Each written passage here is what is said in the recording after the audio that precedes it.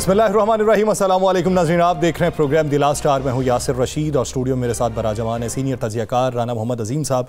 नाज़रीन, आज बानी पाकिस्तान कायद-ए-आज़म मोहम्मद अली जिन्ना का यौम पैदाइश था और आज के दिन उनके जो अफकार थे उसके ऊपर नज़र दौड़ाने की ज़रूरत है। क्या हमने काम और बस काम को अमली जामा पहनाया? क्या हमने अखुवत का दर्स आगे बढ़ाया? क्या हमने मिली तौर के ऊपर यकजा होने का पैगाम अपनाया? क्या हम वो पाकिस्तान बन सके कि जिसके तहत असास की बुनियाद के ऊपर आगे बढ़ने की तगोदो की बात की गई थी, जिसका तशख़्ख़ुस बैनुल अक़वामी सतह पे उजागर करने के लिए दुनिया के नक्शे के ऊपर वो लकीर खींची गई थी? क्या हमने उस कायदे मिल्लत के तमाम तर रूहों के मुताबिक जो उसूल वज़ा किए गए थे उसके ऊपर अमल पैरा होने की रत्ती भर भी कोशिश की? हमने कहां कहां पे उससे इनहराफ किया, कहां कहां पे उसे अमली जामा पहनाने के लिए इकदाम उठाया और कहां कहां पर हमने सियासत को उस तरीके से आगे बढ़ाने की कोशिश की? आज के दिन हमें क्या अहद करना है? पाकिस्तान के सियासी मंजरनामे पे तो बात करेंगे कि हमारी अपोजिशन क्या कर रही है, हुकूमत के इक़दामात क्या हैं, अवाम की मुश्किलात क्या हैं, आज के दिन की खबरें क्या हैं, बैनुल अक़वामी दबाव क्या है। लेकिन इस सब के बीच में आज कायदे मिल्लत की उस तमाम तर तरजीहात को, उस तमाम तर सिफारिशात को और उनके उसूलो ज़वाबित के कवायद को किस हद तक आगे बढ़ाने के लिए हम अपना अपना हिस्सा डाल पाए हैं, बहसीयत कौम, बहसीयत मिल्लत, बहसीयत मुआशरा और बहसीयत इनफरादी शख्सियत के तौर पे। राना साहब की तरफ बढ़ेंगे। राना साहब, क्या समझ आज के दिन हमने कौन कौन सी चीज़ें ऐसी हैं कि जिनको फरामोश किया है और किस चीज़ का आज हमें इहाता करते हुए उसका अहद करना है? बिस्मिल्लाहिर्रहमानिर्रहीम। अस्सलातु वस्सलामु अलैका या सय्यदी या रसूलल्लाह, अस्सलातु वस्सलामु अलैका या सय्यदी या हबीबल्लाह। ताजदार ख़त्मे नबूवत जिंदाबाद जिंदाबाद। या सर, आपने बड़ी मुदल्लल और बड़ी खूबसूरत गुफ्तगू की और मैं डर रहा था कि आपने सुबह जिसका केक काटा उनका भी ज़िक्र खैर ना कर देते। चलें, चूँकि लीडर इस पाकिस्तान में एक ही हैं, वो हैं कायद-ए-आज़म मोहम्मद अली जिन्ना। नहीं, मैं आपकी तरफ नहीं आता, मैं बात करने लगा। तो कायद-ए-आज़म मोहम्मद अली जिन्ना हैं। तो आपने कहा कि हमें बानी पाकिस्तान ने जो दिया हमने उस पर अमल किया। हम आज एक अरसा गुजरने के बाद भी उस मंजिल तक नहीं पहुंच सके जिस मंजिल का रास्ता हमें कायद-ए-आज़म मोहम्मद अली जिन्ना ने दिखाया था।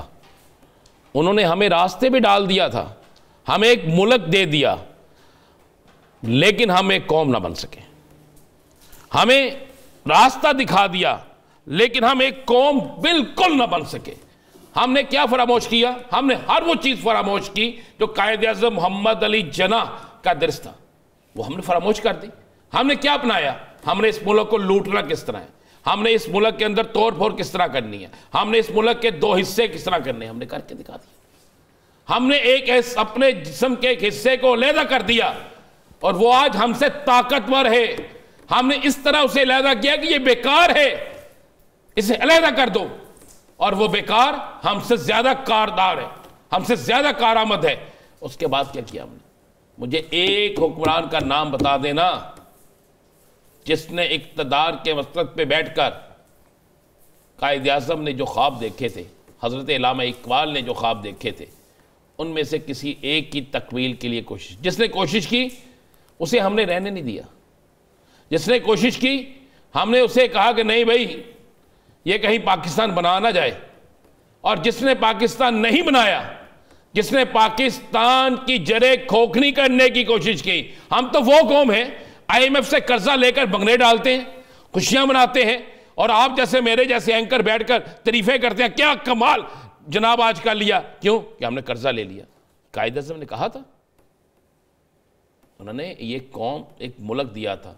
या सर, मेरे वालिदैन भी भारत के शहर पठानकोट से हिजरत करके आए हैं, और मेरे वालिदैन अल्लाह उनको जन्नत में आला मुकाम अता फरमाए, जब मुझे बताते थे कि हम लोग कितने ले थे और कितने लोग पहुंचे, रात के अंधेरे में सफ़र करते थे, दिन के उजाले में छुप जाते थे, कौन सा पानी पीते थे, किस तरह रहे, कितने लोग हमारे साथ चलने वाले रह गए, कितने मंजिल पर पहुंच के कितनों की गर्दनें कट गई, कितनों को नेज़ों के नोक पे चला गया, किसकी जगह पर किसकी अस्मत दरी हुई, सारी चीज़ें बताते हैं।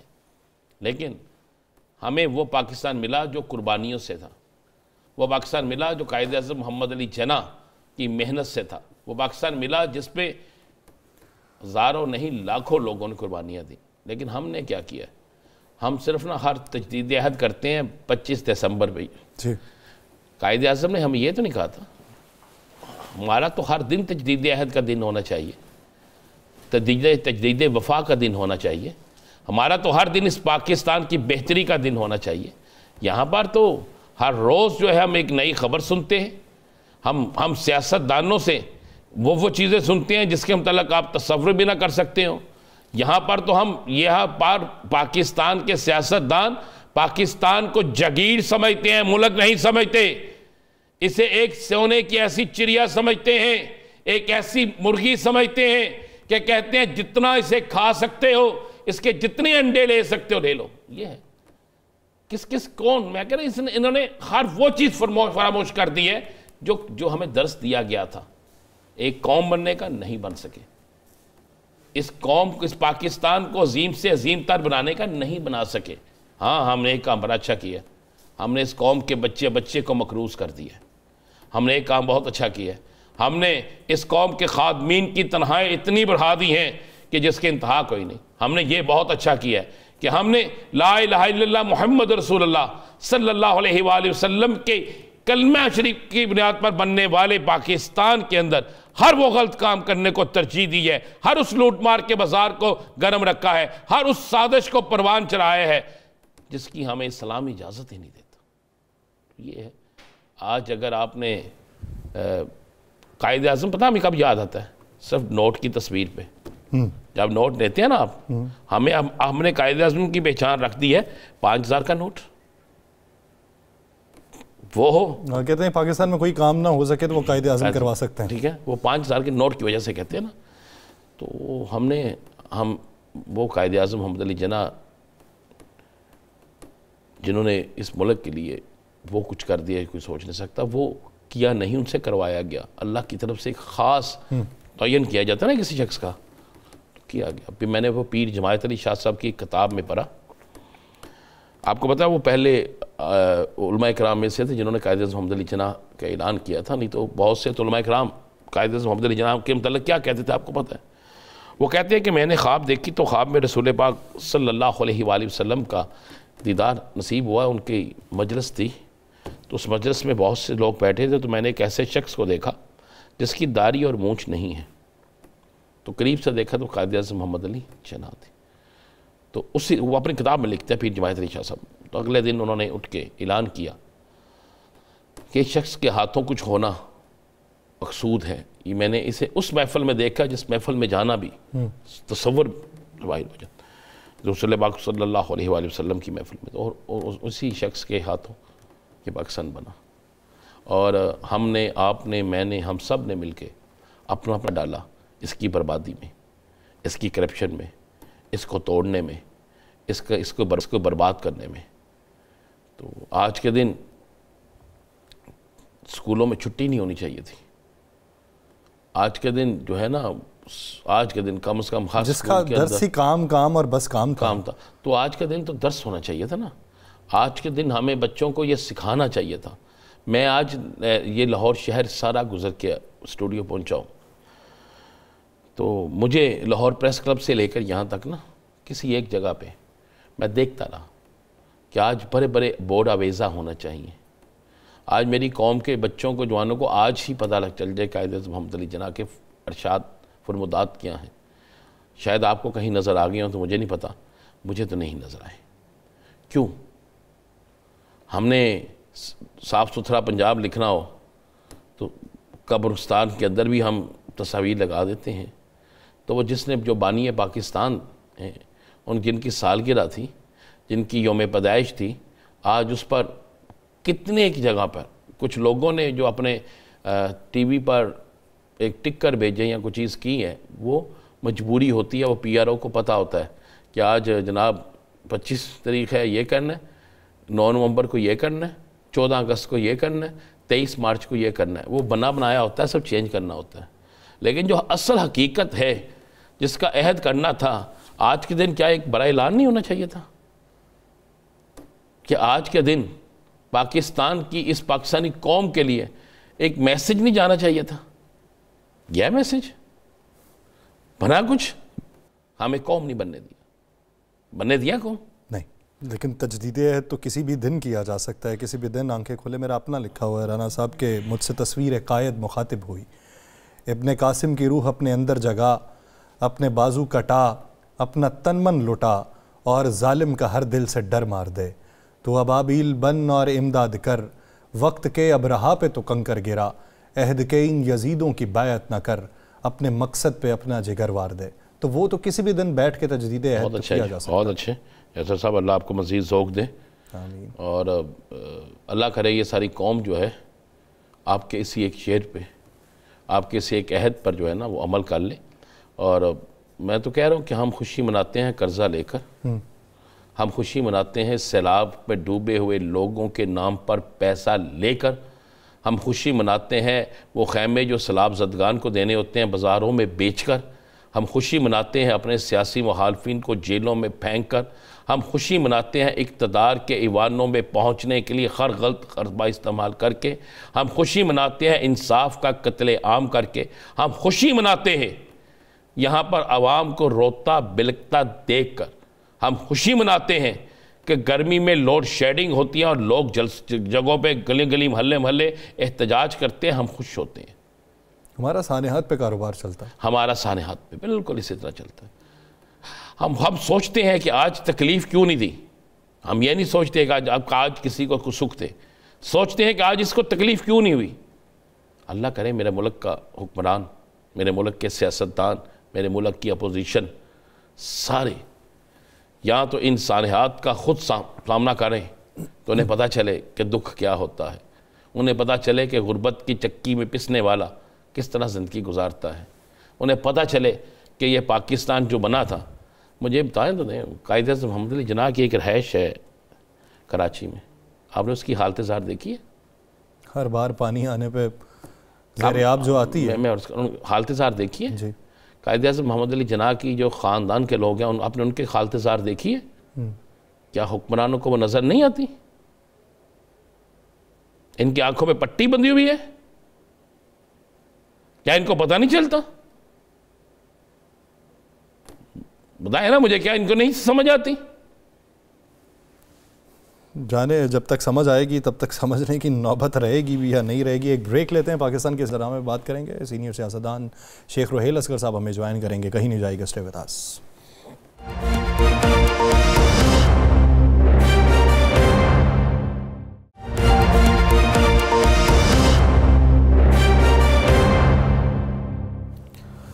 ब्रेक के बाद खुशामदीद नाज़रीन। मौजूदा सियासी मंजरामा जिसमें मुज़ाकरात की गूंज हुकूमत की तरफ से जो है वो पॉजिटिव इंटेंशंस का इजहार किया जा रहा है, लेकिन गाहे बगाहे बयानात भी दिए जा रहे हैं। दूसरी तरफ भी हल्की आंच पे मौसीकी तो जारी है, लेकिन क्या ये मुज़ाकरात पाकिस्तान को बेहतर समत में लेके जा सकते हैं?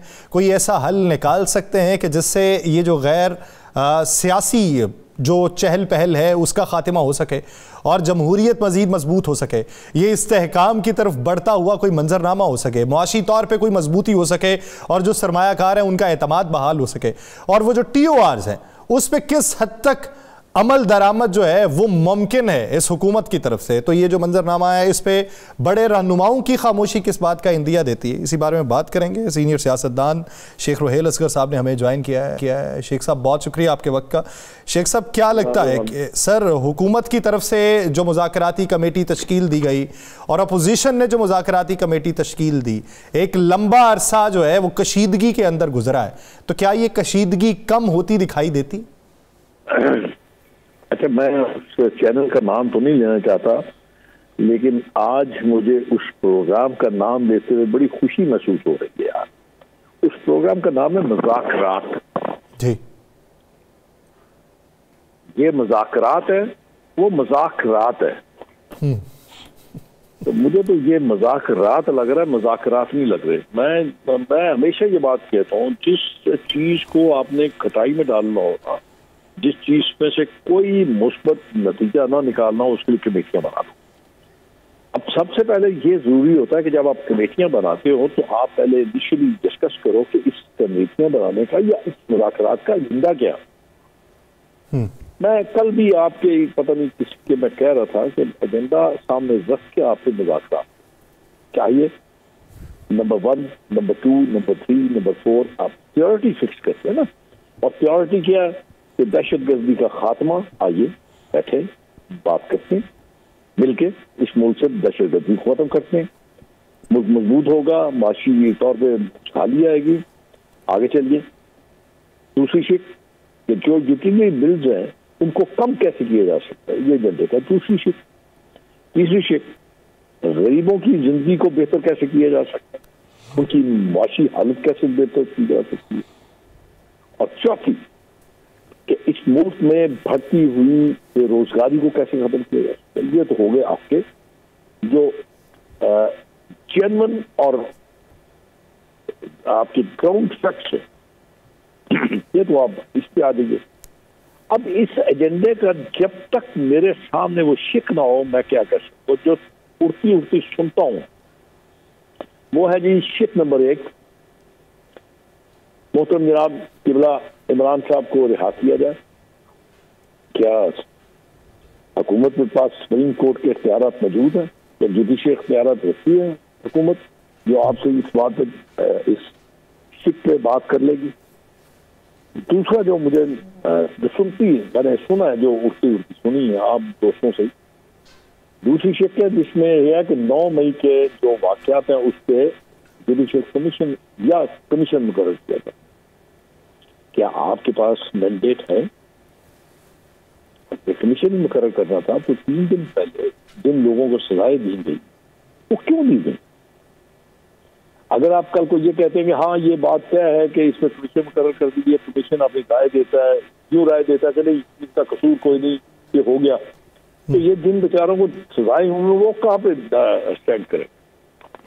तो जिनका नुकसान हुआ है उनसे आपने ये मैंडेट ले लिया कि हम मुज़ाकरात कर रहे हैं और उस मुज़ाकरात में ये शिक शामिल है कि हम इस पे जुडिशल की मशहूर बता देंगे। उसके बाद जब जब कोई पॉइंट आएगा आप भागे दौड़े जाएंगे, एक जो मुज़ाकराती टीम है उसके लोग भागे जाएंगे प्राइम मिनिस्टर हाउस में पूछने के लिए आप क्या करें सरकार, वहां से मिलता है जवाब तो वापस आएंगे। एक जो मुज़ाकराती टीम है भागी जाएगी अडियाला जेल में, हजूर ये चीज है, अब आप आगे बताएं क्या करें। खुदा के बंदे अगर मुज़ाकरात ही करने हैं, अपने वाकई करने मुज़ाकरात, तो फिर 4 बंदे बैठ जाए, 5वें को बैठाने की जरूरत नहीं है। शहबाज बैठ जाए, मौलाना फजल रहमान साहब बैठ जाए, आसिफ जरदारी बैठ जाए, इमरान बैठ जाए, बैठ के फैसला कर लीजिए। ये तो है उसका नतीजा। अगर आप फिर शेख साहब उसमें शहबाज शरीफ साहब जो बैठेंगे क्या वो कुली इख्तियार रखेंगे? मैं तो आपसे वही तो मैंने सवाल किए, मेरे ख्याल में शायद आप गुस्से में थे, आपने सुना नहीं। मैंने कहा आपने ये मैंडेट ले लिया उनसे जिनका नुकसान हुआ है। ये तो आपके पास मैंडेट है तो फिर तो ठीक है, फिर तो मुझे समझ आती है। अच्छा शेख साहब ये तो हो गया मुज़ाकरात के बाद, इसे तो साइड पर रख देते हैं। आपने अच्छी बात की कि कमेटी बढ़ गई है, कमेटी देखें कब निकलती है और क्या होता है। अब ये जिस पाकिस्तान आज का दिन बड़ा अहम दिन है, कायद-ए-आज़म मोहम्मद अली जिन्ना की निस्बत से एक दिन है। आपने कहा कि बिजली के बिल कम, आवाम के रोज़गार, लेकिन यहाँ पर तो मुझे बताएं कि ये 80,000 से 6 लाख, 1.5 लाख से 11 लाख सिर्फ तनख्वाहें बनी हैं तो बनी हैं MP हजरात की। आप भी MNA रहे हैं, आपका भी डेरा आज भी उसी तरह चलता है, तो क्या MP MNAs की तनख्वाहें बढ़ाना ज़रूरत थी? यार आप पता नहीं कौन सी दुनिया में रहते हैं, मुझे तो ये समझ नहीं आती। या मैं मेरे ख्याल में शायद आउटडेटेड हो गया, उम्र के हिसाब से मेरा भी दिमाग काम नहीं करता ना, तो यही है और इसीलिए आप लोग मुझे अपने प्रोग्राम में ले लेते हैं। तो बाबा ये मुल्क जो बना था, ये मुल्क उमरा और गौसा के लिए बना था, खुदा के बंदे। अब मुझे आप सिर्फ आप सामने रखें 1947 उससे पहले सारी जितनी आपकी थी अपना जरूरत थी, वही अमीर आदमी, कोई नवाब आदमी, कोई तुर्रम खान, कोई उसमें शहीद हुआ था? शहादतें और रिश्वतें लूटी थी गरीबों की, और आज भी वही हाल है। आप कौन सी बातें करते हैं यार? ये क्या हो गया? फिर क्या हो गया? तुम्हारे बढ़ गई तो सर इब्तदा के ऊपर मुफ्त बिजली के नारे और गरीबों की तनख्वाहें बढ़ाने के वादे, सब्जियों के रेट कम करने की बातें, बिजली और पेट्रोल के रेट कम करने की बातें, या फिर डॉलर की कीमत कम लाने की बातें। तो बाबा खुदा के बदले, मैं तो कभी भी उनको कसूरवार नहीं कहता। आप बेवकूफ बनते हैं तो बनाया जाता है ना, आप बनना छोड़ दीजिए। किसी की जरूरत नहीं होगी आपको बेवकूफ बनाए, क्योंकि आप बनते हैं। तो सर जो नहीं बने बेवकूफ, उन्होंने वोट दिए दूसरों को, तो वो उनका नतीजा क्या निकला सर? जो बेवकूफ नहीं बने, जिन्होंने वोट दिए, जो बेवकूफ नहीं बने और जिनके मुताबिक फॉर्म 45 पे जीता हुआ कोई और है, तो उनका फिर क्या करें? उनका मैं एक आपको मिसाल दे देता हूँ। कभी कभी आप भी देखते होंगे, आप कर लीजिए, तजर्बा कर लीजिए, कैमरा लेके और माइक लेके बाजार में चले जाइए, जिसको पूछेंगे वो गालियां निकालेगा, गंदी गंदी गालियां निकालेगा, हुकूमतें बस हो। और जब थोड़ी देर बाद आप नजर इधर करके उधर करेंगे तो आप देखेंगे वही शख्स जो गालियां निकाल रहा था तो बिल देने वाली लाइन में लगा होगा। तो अब आप शेख साहब वो क्या करें? बिल नहीं देगा तो उसकी बिजली कट जाएगी। नहीं, बिजली कट जाएगी उसकी, उसको पुलिस थाने पकड़ के ले जाएगी। हाँ जी यार, मुझे एक बात बताओ, मैंने अपनी जिंदगी में वो वक्त भी देखा जब नहीं थी, तो गुजारा करते थे यार। लेकिन क्या था, एक इंसान की वैल्यूज थी, सोच थी, कदरें थी, और सबसे बढ़ के इज्जत थी। आज वो नहीं है यार।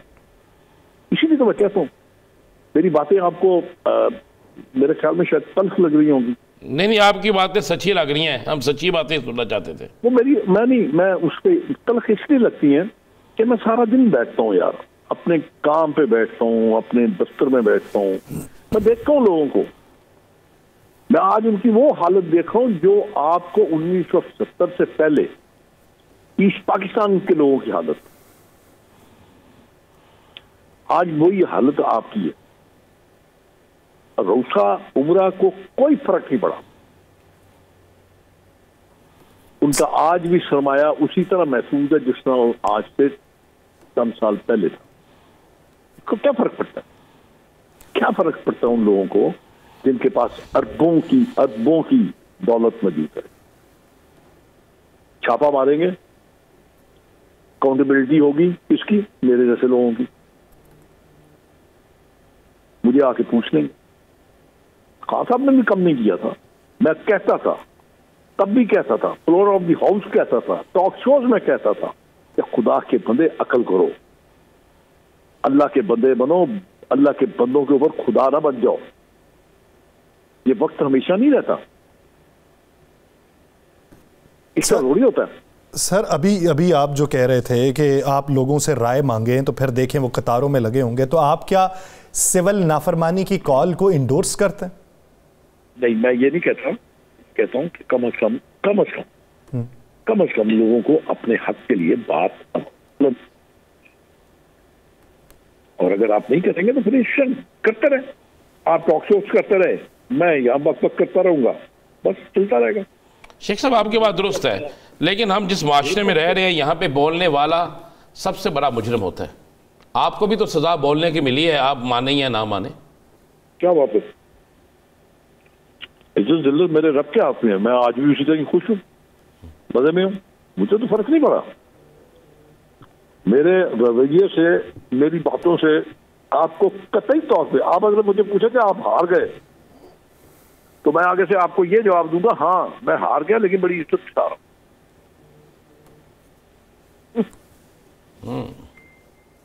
मेरी बात समझ आ गई आपको? बिल्कुल शेख साहब समझ ज्यादा समझ आ रही है सर। काबिले हाजमा नहीं लग रही। यकीन कीजिए कि मैं उर्दू बोलने में थोड़ा मुश्किल पेश आती है मुझे, और अगर मैं पंजाबी में कहूँ तो तानू ऐसा मजा आवे कि याद करो। लेकिन हम गुलाम हैं, गुलाम इब्ने गुलाम है यार, गुलाम इब्ने गुलाम है, बिल्कुल इसी तरह। बस आप, मुझे किसी ने कहा था, मैंने उसको कहा, मैंने एक बंदे को कहा, मैंने कहा यार इमरान को जाके समझाओ कि ये खित्ता रेवोल्यूशनरी नहीं है, किस ख्वाबों की दुनिया में रहता है वो कहता जी वो सुनना नहीं चाहता। मैंने कहा नहीं सुनना चाहता, जेल में बहुत फालतू वक्त होता है, उसको पंजाब की नहीं इस खित्ते की तारीख की किताबें दे दो। अच्छा शेख साहब, समझ आ जाएगी। शेख साहब ये तो हो गया, एक बात तो आपने बरार साहब ने गुजारा है, बड़े मियाँ साहब बिल्कुल खामोश हो गए हैं। कल हम लोग खामोश रहते हैं। कौन से सर? अक्लमंद, सीरक, सियाने, समझदार, वो आपको खामोश नजर आते हैं, वो ज्यादा बोलते नहीं है। लेकिन सदर है आपकी जमात के, कुछ तो बोलना चाहिए। क्या हुआ फिर, क्या हुआ? सदर का काम होता है जी वो बोले और बोल के चलाए। सदर अगर होते तो इस वक्त प्राइम मिनिस्टर होते। तो फिर वो क्या है? वो तो आज अपने जन्मदिन पे भी नहीं बोले। मेरे ख्याल में वो मेरी इस बात से इत्तेफाक करते हैं कि वो ज्यादा खामोश रहे तो बेहतर रहेगा, बोलेंगे तो फिर कुछ ना कुछ निकल आएगा, वोट को इज्जत दो। तो इस तरीके से तो फिर जरदारी साहब भी बहुत अच्छे चल रहे हैं सर। बड़ा समझदार आदमी, बड़ा जीरक आदमी, ठीक है ना, उसने हुकूमत नहीं ली लेकिन मजा सारा ले रहा है, मजा सारा ले रहा है। कितना समझदार आदमी है, यानी कि उसकी मर्जी के बगैर आप सिंध में किसी बाकी आदमी को तैनात नहीं कर सकते। जाइए जाके पता कर लीजिए, मेरी बात गलत होगी तो मुझे पकड़ लीजिएगा। आप उसकी मर्जी से कोई काम नहीं कर सकते। तो पंजाब के अंदर मर्जी, पंजाब के अंदर मियां नवाज शरीफ साहब की मर्जी नहीं चल रही?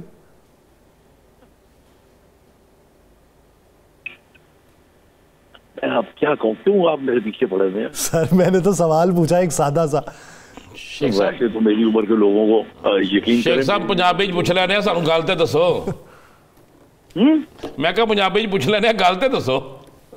दसो ये मियाँ साहब ਜਿਹੜੇ ਨੇ ਇਹਨਾਂ ਦੀ ਗੱਲ ਚੱਲਦੀ ਵੀ ਪਈ ਹੈ ਕਿ नहीं ਚੱਲਦੀ ਪਈ, चुप रहने की असल वजह की है? तो पंजाब 'ਚ भी ਇਹਨਾਂ ਦੀ कोई है? खुदा दे बंदे हो, चलदी होंदी ते कुछ होर चलदा, नहीं चलदी तो चुप करके बैठे ना। तो शहबाज शरीफ की तो चलती है ना, ये तो मिट्टी चलदी है। कमाल है यार, हद हो गई। तो फिर चलती किसकी है जी, ये तो बता दे। इन्होंने चलानी मान लो हकीकत।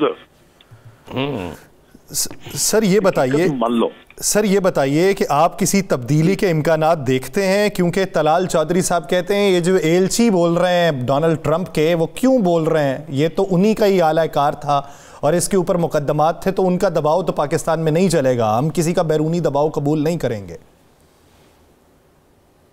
यार तलाल नाराज ना हो जाए, गुस्से ना हो जाए सर। याद है तलाल पे एक दबाव आया सी? जी याद है। याद है? जी जी सर। कि नहीं याद? सर याद है, तंजीम साजी का तज़किरा शायद कर रहे हैं आप। नहीं, उसमें तो ये मेरे ख्याल में इसे रिपोर्ट भी नहीं करवाई थी इतनी मार खाने के बाद। दबाव सी ना? है बिल्कुल ऐसे ही, क्योंकि दूसरी पार्टी जो थी ना बड़ी तगड़ी थी। मैं एक आपको बात बता दूं, जरा ज़हन में रखें आप, अमेरिकन जो है वो सिर्फ मफादात की लड़ाई करते हैं, और ये किसी बेवकूफ को समझाने की कोशिश कर दीजिए कि वहां पे भी एक CIA नाम की चीज है ना? आप उनके बगैर सांस नहीं ले सकते। डोनाल्ड ट्रंप क्या चीज है? सही, यानी आप ये समझते हैं कि उनकी तरफ से अभी जो हिकमत अमली अपनाई जा रही है उसमें किरदार जो है वो व्हाइट हाउस का कुछ भी नहीं है? कुछ भी नहीं होगा। व्हाइट हाउस का किरदार कुछ भी नहीं होगा, सिर्फ बयानात तक भी महदूद रहेंगे। बहुत शुक्रिया शेख रोहेल का। जी जी जी सर, बात मुकम्मल करें। मैंने कहा जो तलाकात होती है ना वो state with in the states होते हैं। सही। शख्सी तल्लुकात कुछ नहीं करते। कदाफी के बहुत तल्लुकात थे लोगों के साथ, रजा शाह पहलवी के बहुत तल्लुकात थे लोगों के साथ, और भी नाम लूं, काफी सारे नाम हैं। सही, यानी शख्सी ताल्लुकात कहीं भी आपको फ़ायदा नहीं पहुंचाते, स्टेट विद स्टेट जो है वही ताल्लुकात आगे बढ़ते हैं और उसी की अहमियत होती है। बहुत शुक्रिया शेख रोहेल असगर साहब इस सवाल देने के लिए। नाज़रीन एक शॉर्ट ब्रेक के बाद एजाजुल हक साहब हमें ज्वाइन करेंगे, कहीं नहीं जाएगा, स्टे विद अस।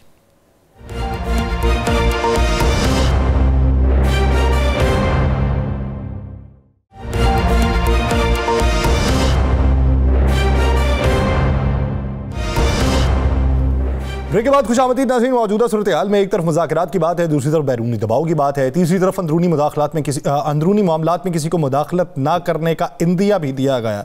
तो इस पूरे माहौल में ये मुज़ाकरात के अमल के ऊपर किस हद तक जो है वो असर डाल सकता है। दूसरी बात यह है कि मुज़ाकरात के दोनों अतराफ जो हैं वो किस हद तक इम्पार है, उसके ऊपर भी बड़े सवालिया निशान है। तीसरी बात यह है कि जो पाकिस्तान के बड़े सियासतदान हैं उनकी खामोशी की बुनियादी वजूहात क्या है, क्या वो इस मुज़ाकरात के पूरे अमल का हिस्सा बनने को तैयार हैं या फिर खामोशी से ही इसको तकते रहना चाहते हैं। इस पूरे मंजरामे में बात करेंगे। पाकिस्तान मुस्लिम लीग ज़िया के सरबरा एजाजुल हक साहब ने हमें ज्वाइन किया है। एजाजुल हक साहब बहुत शुक्रिया आपके वक्त का। एजाजुल हक साहब, सबसे पहले तो बात मुज़ाकरात के हवाले से कि जिसकी बहुत तगोदो की गई बहुत सारे लोगों की तरफ से और सब ने अपना अपना किरदार अदा करने की कोशिश की, लेकिन बिलाखिर अब आके टेबल टॉक के ऊपर जो है वो मुतमईन हुए हैं सारे या इत्तफाक राय हुआ है। लेकिन ये इत्तफाक राय आपको कितना अरसा बरकरार रहता दिखाई देता है?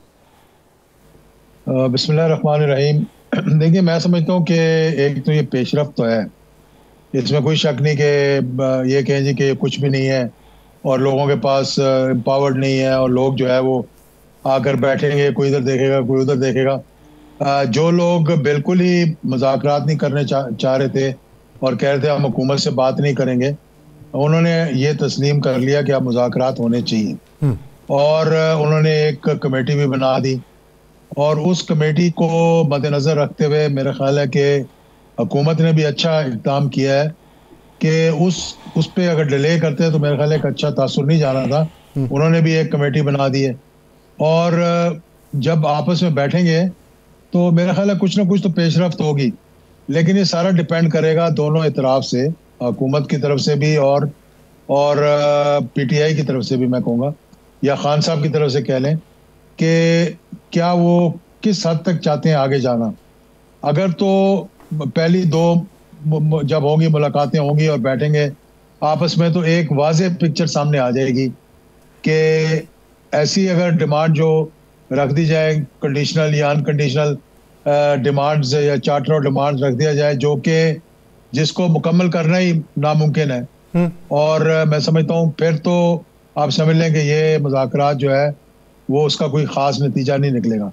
लेकिन अगर अब उनको ये सोच पैदा हो गई है कि हाँ यार एक अच्छा माहौल मुल्क के अंदर पैदा करना चाहिए, काफ़ी हो गई लड़ाई, अब चलें सुलह की तरफ जाते हैं। सुलह का मतलब ये है कि जो मामलात हैं, जो लोग मुश्किलात में, उनकी मुश्किलात आसान हो और थोड़ी सी कोई बीच का कोई रास्ता निकालने की कोशिश की जाए, तो फिर तो मैं समझता हूँ कि ये कामयाबी की तरफ जाएंगे। क्योंकि माजी में मैंने देखा है कि जब PTI के लोग बैठे हैं कमेटीज़ के अंदर, और अब तो बहुत सी कमेटीज़ को वो चेयर भी कर रहे हैं, हमारी मजहबी उमूर की कमेटी भी चेयर है PTI कर रही है और बहुत सी और कमेटियाँ जिसको वो चेयर कर रहे हैं। लेकिन सबसे ज़्यादा जो एक आमना सामना मैं कह लें या वहाँ बैठ कर जब गुफ्तगू हुई और जिसमें कुछ तलखी भी हुई और एक वज़ीर जो है वो उठ के भी चले गए उस कमेटी से, फिर वो वापस नहीं आए, जो ख्वाजा आसिफ साहब थे। मैं स्पेशल कमेटी की बात कर रहा हूँ जो बाद में फिर 26वीं तरमीम उसकी नज़र हो गई थी। इब्तदा किसी और से हुई थी लेकिन वो 26वीं तरमीम भी उसके अंदर आ गई। उसके अंदर PTI के जो अरकान थे उनका बड़ा एक मुस्बत नतीजा था, और उनका और फजल रहमान साहब का जब वो मुलाकातें होती थी और जब वापस आते थे तो देखें हुकूमत पे फिर एक इतना दबाव आ गया कि आखिर में हुकूमत को अपना मसवदा जो है उसको साइड पे रख के उनका मसवदा जो है उसे कबूल करना पड़ा। अब इसमें जो भी आप कह लें तो ये है मैं समझता हूँ खूबी मुज़ाकरात की, कि आप अगर मुज़ाकरात के ज़रिए काम करेंगे तो आप फिर अपने आप को असर्ट भी कर सकते हैं और अपनी बातें मनवा भी सकते हैं। अच्छा जय साहब, मुज़ाकरात की टेबल सज गई, दोनों इतराफ़ से मुज़ाकराती टीम बन गई। हुकूमती इतराफ़ से ख्वाजा आसफ साहब, तलाल चौधरी की आपने गोलाबारी तो सुनी होगी ना आपने, तो क्या ये हुकूमत की मर्ज़ी के बगैर हो रहा है सारा कुछ, ये गोलाबारी जो चल रही है? देखिए, कुछ लोगों का ये अंदाज होता है, कुछ लोगों का ये तरीक़ाकार होता है, कुछ लोग ज़रा अपने आपको नुमायां करने के लिए इस किस्म की जनाब गोलाबारी करते हैं। अभी मैंने रिसेंट गोलाबारी नहीं देखी, क्या हुई है इसके बाद की नहीं हुई है, जब से मुज़ाकराती कमेटी बनी है। उसके बाद हुई है। अच्छा, मेरा ख्याल है कि सीज फायर होना चाहिए। अब जैसे तलाल चौधरी साहब ने, एजाजुल हक साहब तलाल चौधरी साहब ने कहा, उन्होंने कहा जी कि अमेरिका जिसके पीछे पड़ा हुआ है, ये उन्हीं का पाला हुआ है, ये इधर मुकद्दमात के अंदर मतलूब है, तो हमारे अंदरूनी मामलात पे अमेरिका कैसे मुदाखलत कर सकता है? तो ये तो डायरेक्ट हिट करने वाली बात है ना, यानी तूल देने वाली बात है फिर चीज़ों को। देखिए, वो भी इंडिविजुअल है, ये भी इंडिविजुअल है, ना तो स्टेट टू स्टेट बात हुई है और ना ही मैं समझता हूँ कि मतलब कोई फॉरेन ऑफिस के जरिए बात हुई है जिसमें हम कहेंगे यार वाकई को बहुत बड़ी तलखी पैदा हो गई है। अभी तो ट्रंप ने हलफ ही नहीं लिया, ना ही वो रिचर्ड ग्रेनर या जो भी उनका नाम है, ना ही तो वो अभी कोई उनके एडवाइजर बने, नॉमिनेट ज़रूर हो गए। तो मतलब ऐसी शख्सियात का ऐसे बयानात देने से मतलब स्टेट पे कोई इतना असर नहीं होता। हाँ, ये ज़रूर है कि अगर उनकी कोई स्टेट डिपार्टमेंट की तरफ से या पेंटागन की तरफ से या मतलब हुकूमत की तरफ से कोई वाज़े चीज़ सामने आएगी, तब भी कोई इतना असर नहीं होगा जब तक कि वो आमने सामने बैठ कर कोई बातचीत ना करे। और माजी के अंदर भी आपने देखा कि ये हुआ कि बहुत अरसे तक मियां नवाज शरीफ साहब जब अंदर थे तो बहुत सी कोशिशें की, यूके से सरवर खान साहब आते रहे, उस वक्त MP थे, कतर के जो थे फॉरेन मिनिस्टर, वो सबसे पहले अटक जेल पहुंचे उनको मिलने के लिए और बड़ी उन्होंने तगोदो की उनको कि जी इनको हमने लेके जाना है, इनको आप छोड़ दें, ये कर दें, वो कर दें। फिर सऊदी अरेबिया की तरफ से भी वाया अमेरिका आया प्रेशर, या वैसे सऊदी अरेबिया की तरफ से आया। लेकिन आखिर में जब मियां नवाज शरीफ साहब ने खुद सोचा कि हाँ अब मैंने मुज़ाकरात करने हैं, और फिर उन्होंने कॉन्सिक्वेंसेस भी उसके तोले होंगे कि भाई मुझे यहाँ निकल के बाहर आना है या मुझे बाहर जाके कुछ अरसे के लिए इस सीन से बाहर जाना है, तो उस वक्त पे जाके सऊदी ने फैसिलिटेट किया जब खुद ये राजी हो गए इस बात पे। यही अभी सिचुएशन है खान साहब की भी।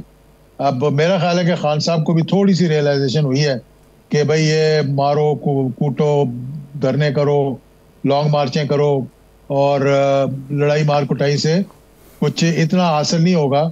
किसी मुज़ाकरात के ज़रिए, पॉलिटिकली असेंबली के ज़रिए, स्पीकर के ज़रिए कोई ना कोई रास्ता निकालना चाहिए। तो अगर ये सोच पैदा हो, जो कि एक मुस्बत सोच है, ये सोच उस वक्त पैदा होती है जब आप एज ए स्टेट्समैन अपने से बालातर होकर मुल्क के बारे में सोचें, तो मेरा ख्याल है कि फिर कोई ना कोई रास्ता जो है वो निकल आएगा। मैं अब थोड़ा सा माजी में इसका भी आपको बताऊं कि जब PTI ने शुरू में 2022 में मई थी, अब मुझे याद नहीं है कौन सा महीना था, जब पहली लॉन्ग मार्च हुई पिशावर से, उससे पहले जो मुज़ाकरात हुए वो भी स्पीकर के उधर हुए थे, घर पे हुए थे। मेरा ख्याल है कि दोनों तरफ से PTM वाले भी बैठे थे तो वो भी बैठे थे। तो उस वक्त ये बात तय हो गई थी कि अगर इस लॉन्ग मार्च को पोस्टपोन कर दिया गया, IMF के मुज़ाकरात के बाद असेंबलियां तोड़कर इलेक्शन करवा दिए जाएंगे।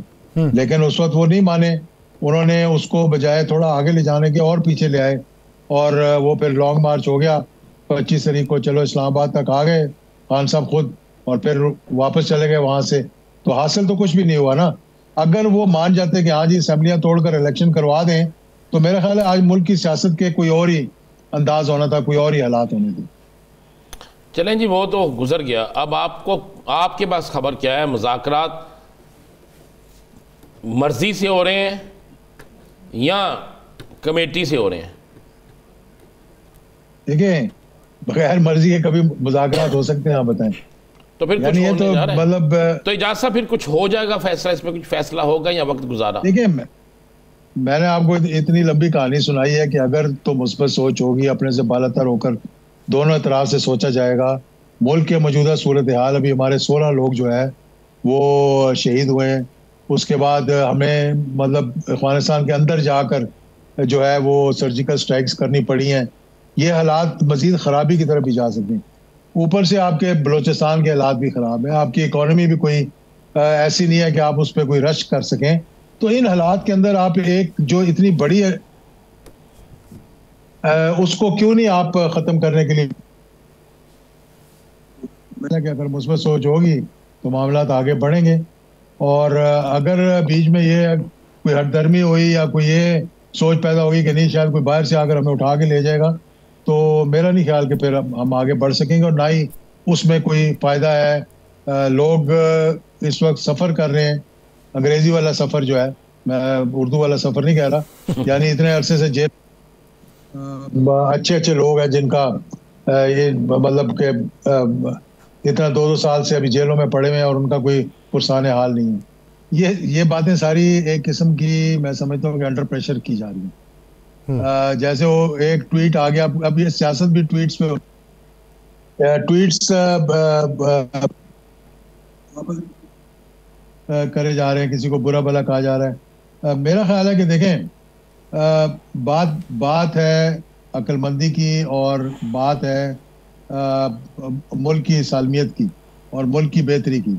अगर इसके अंदर रहते हुए मैं समझता हूँ कि मामलात को अगर हम खुद सुलझा लेंगे और पीटीआई भी ये सोचेगी कि हम जिसको कहते थे कि क्या कहते थे एब्सोल्युटली नॉट, तो आज हम एब्सोल्युटली नॉट अपने लोगों को कहना शुरू कर दें और उनको जिनको हम कह रहे थे उनको ना कहें और उनकी हेल्प लेने की कोशिश करें, तो मेरा ख्याल है उनके लिए भी कोई इतना अच्छा मुस्बत फायदा कोई नहीं होगा उनको। एजाजुल हक साहब, आपने कहा ट्वीट पे चल रहा है, यहाँ पर इस मुल्क के अंदर तो ट्वीट पे फैसले भी ट्वीट पे हो जाते हैं, रिजल्ट भी ट्वीट पे तब्दील हो जाते हैं और बहुत कुछ ट्वीट पे हो जाता है। तो मुझे तो लग रहा है कि अगले आने वाला वक्त सारा चलना ही ट्वीट पे है। हाँ, ट्विटर के जरिए अब हो रही सियासत भी ट्विटर के जरिए हो रही है। सारे वज़ीर आज़म, वज़रा, इस्टेब्लिशमेंट हर कोई अपने अपने ट्विटर पे पैगाम देते हैं। माजी के अंदर भी जब डॉन लिंक्स का हुआ था तो उस पर भी ट्विटर के जरिए ही बातचीत हुई थी। लेकिन अगर ये बातचीत अच्छे माहौल में आपस में बैठकर कमेटियों के जरिए हो जाए तो बहुत बेहतर है, मैं समझूँ। अच्छा, एजाजुल हक साहब, शाहिद खान अब्बासी साहब कहते हैं कि हुकूमत होने के बावजूद भी नून लीग को पजीराई नहीं मिल सकी। आप उसकी खालिस्तन वजह क्या देखते हैं? अब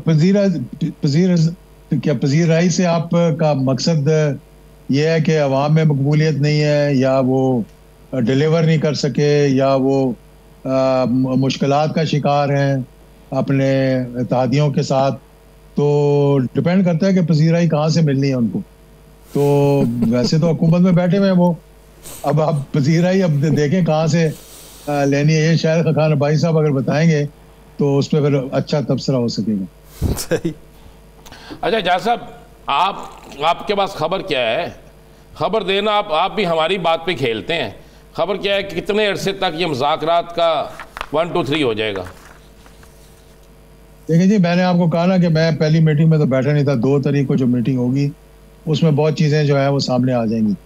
उससे ये कम से कम मालूम हो जाएगा कि ये मुज़ाकरात आगे चलने हैं कि नहीं चलने। और मेरा ख्याल है कि अब रियलाइजेशन ये पैदा हो गई है दोनों इतराफ़ कि हाँ, बातचीत को आगे बढ़ाना चाहिए।